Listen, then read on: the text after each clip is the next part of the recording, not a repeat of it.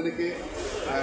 1 তারিখ একটা বিজ্ঞপ্তি প্রকাশ করেছে, যেটা প্রধান নির্বাহী কর্মকর্তা স্বাক্ষর করেছেন, এবং 2 তারিখ কাউন্সিলরশিপ যে চিঠি দিয়েছেন এবং আমাদের যে কনস্টিটিউশন আছে সেটাও সে অ্যাক্সেস করে দিয়ে 64 জেলা প্রশাসক এবং 7 বিভাগীয় কমিশনের কাছে পাঠানো হয়েছে এবং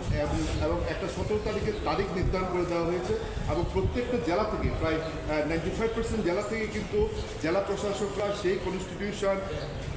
গো থ্রু করে কনস্টিটিউশন ধারাগুলো ভালো করে পড়ে বুঝে তারা কিন্তু তাদের কনস্টিটিউশন মধ্যেই কিন্তু তারা কাউন্সিলরশিপ প্রেরণ করেছে। কিন্তু আনফর্চুনেটলি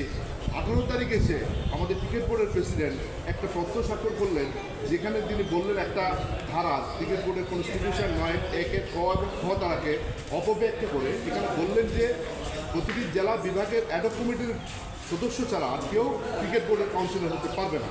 এইটা হচ্ছে আসলে মূলত আমাদের যে গঠনতান্ত্রিকভাবে যে নামগুলো প্রেরণ করেছে তাদের নামগুলো তাদের পছন্দ না হওয়ার কারণে তারা নিজেদের মতো করে কাউন্সিলর আনার জন্যই কিন্তু 18 তারিখ বুলবুল সাহেব এই পত্র দিয়েছেন এবং আমরা এই পত্রকে চ্যালেঞ্জ করে আমাদের মাননীয় লয়ারের মাধ্যমে আমরা আদালত ধারত হয়েছে এবং আদালত আমাদের লয়ারের যে পিটিশন যে সাবমিশন সেটাতে কনভিন্সড হয়ে আমাদের পক্ষে রায় দিয়েছেন এবং বুলবুল সাহেবের যে পত্র সেটিকে স্থগিত করেছেন এবং আপনার 17 তারিখ পর্যন্ত যেসব কাউন্সিলরশিপ এসেছে সেগুলোকে বৈধ বলে ঘোষণা করেছেন।